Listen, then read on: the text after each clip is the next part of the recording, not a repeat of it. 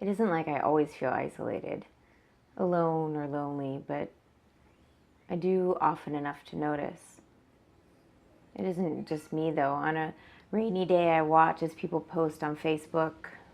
We all feel alone sometimes, but it seems like the way our world works doesn't help bring us together. We sit in our houses alone, we get in our cars and drive alone, and sit at work alone. It seems like we isolate ourselves from each other. It becomes a cycle, and we end up alone because everyone feels isolated, and we stay alone because we already feel isolated. It's time to break the cycle.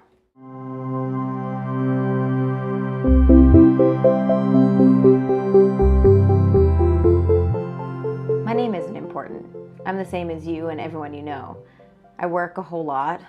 I have friends who I don't see enough, neighbors who I wish I knew better, and I often feel just as isolated as you do.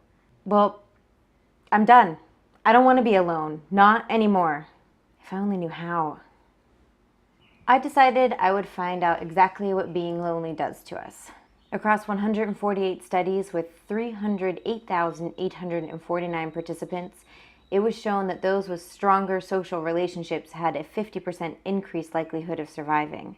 The increased mortality risk is comparable to that from smoking, and loneliness is about twice as dangerous as obesity. Loneliness has doubled. 40% of adults in 2 recent surveys said they were lonely, up from 20% in the 80s. What's worse? I found studies that show all the time we spend trying to reach out over the internet isn't helping us at all. It's actually making it worse. I decided that sitting here on the computer isn't making me any less lonely. I went to find people who were experts in the subject. I met with 2 people, Mark Fairfield, Executive Director at the Relational Center in Los Angeles, and Linda Swiller, a licensed clinical social worker.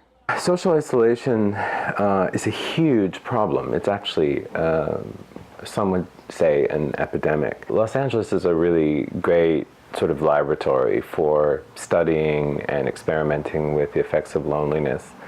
It's a sprawling city. It's arguably one of the most diverse urban centers in the world, and yet it's extremely segregated. It's very much a car culture, and so most of us who live in Los Angeles are encapsulated in steel and fiberglass and plastic bubbles, or offices, or single occupancy living arrangements.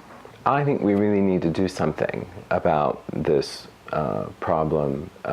While it's sort of fascinating to study, I think it's also pointing to a lot of things that we should be worried about. And we really want to encourage a culture that understands that it's our birthright as human beings to have connection. One of the things you do have is social connection. So if you give that up, you are further isolated and your condition becomes worse. After, I talked to my friend Bree, who had a whole lot to say about loneliness and how she overcame it. While I was talking, I often thought back to the experts I interviewed. My name is Bree. I'm 25 years old. I'm from Camarillo, California. My dad was in the military, so I've moved around probably almost all of my life.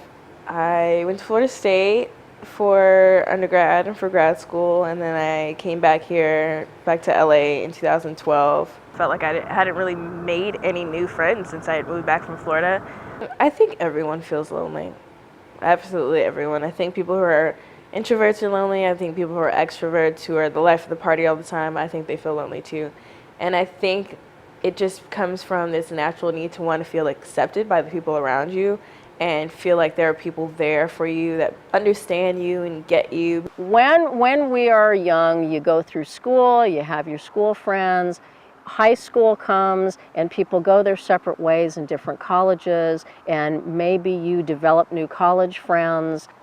As you leave college, people get jobs, they move on, they relocate, and once again, you're left with trying to reconnect. I think loneliness is in everyone.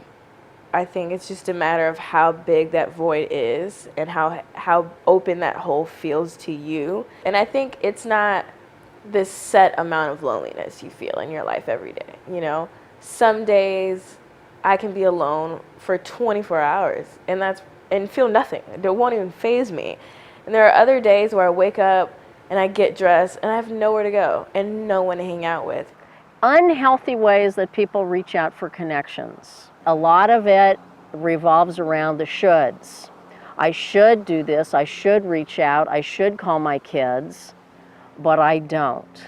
Add to kind of the built environment of this sprawling metropolis, the influence of technology, particularly digital communication technology, and now you have people spending whatever amounts of time that they might be engaging in face-to-face conversations staring at devices in cafes, even in their living rooms for those people who aren't living by themselves, living with roommates, living with families, which tells us something. It's tapping into a deeply felt longing, I think, that human beings have to be connecting and to be engaging, and that's happening at a time in our history when the opportunities to do that face-to-face are pretty much disappearing. A lot of socializing that happens today happens on the internet. I tweet, Instagram, Snapchat, Vine, the only people I actually talk to on the phone or text on a regular basis outside of social media are like 3 people that are like my only friends in the world. So it's all of these artificial relationships that we have that we're looking for this approval from, but these are the ones that mean the least important to us. Not in the long run. We don't really care what these people actually think about ourselves, but maybe we do, because otherwise why would we participate so much? I think it's really important for us to stand up to that, to fight back, and to take some of the technologies and tools that have been developed, for profit-seeking purposes, and turn them into opportunities for education, for relating, for connecting. I made a meetup to see what it was all about, and then I started posting, and it worked. I think overall total that from volunteer connections, we've probably connected at least 1,000 people. The people that come, they like to just come and chat with people, and a lot of them are families, so the kids get to play with each other, and it's in a park. I do think that human connection is important. I don't really feel like the internet's that personal, so I don't really like to just sit there and talk to people. I'd rather go out. What we need to do about this problem is we need to organize one another to set our devices down and come together and sit around fires and tell stories and engage in learning about each other's humanity. And storytelling has been the best way for us to do that in our evolution to date, and I think it continues to be the best way. And I actually think that we know that in our guts, which is why we're drawn to so much entertainment consumption, because we love a good story. Looking back on it, I would say, one, just those times where you don't feel like going out, just go out sometimes. Make it a point to socialize with your friends more often, to reach out more often, to let them know that, hey, if you're doing something, let me know, and even if I say no, just keep inviting me, And I think you have to sort of step out of your comfort zone to meet people. I think people forget that LA is such a big city, and there's always something happening. There's always something you can do. There's always a concert in the park, or there's something somewhere. And if you just talk to strangers. It isn't that technology is bad. It isn't that some people are destined to be alone.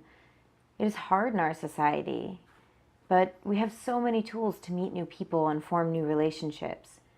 For our health and the health of others, most of the responsibility is ours to reach out to the others around us who are isolated. By breaking our isolation, we break theirs as well. Hey, how are you? I'm good. How are you doing? Good. Ready? Yeah, let's go. Daydream, are you living the daydream yet? Are you living the daydream? Are you living the daydream now? You say you have a shaking faith, cry and cover up your face. I don't want to